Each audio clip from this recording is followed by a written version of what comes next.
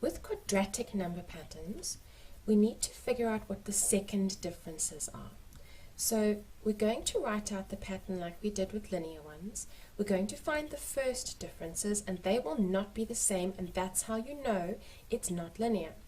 And then when you find the second difference, you'll find that that's constant, and then we're going to work with each of those numbers with special formulas that you've got to learn off by heart in order to find the formula for the quadratic number pattern. We work backwards, starting with the bottom, the second differences. And in our pattern, which has A, B, and C that we need to find, we know that 2A equals the second difference. We solve that one and we get out a value for A. And then we say 3A plus B, and these are the bits you have to learn off by heart. 3A plus B equals the first difference, not the others, just the first one. But we already have worked out A, so then we sub in that number that we worked out and we get a value for B. So we sub in what we have for A and we work out a value for B.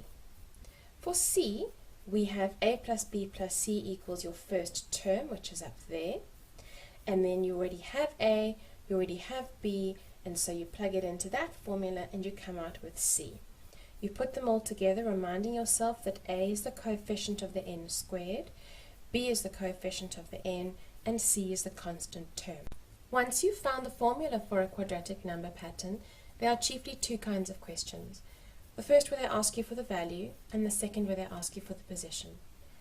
The value will be when they ask for the third term, or in this case T100, and they give you the fact that it is the third term, or they tell you find T100.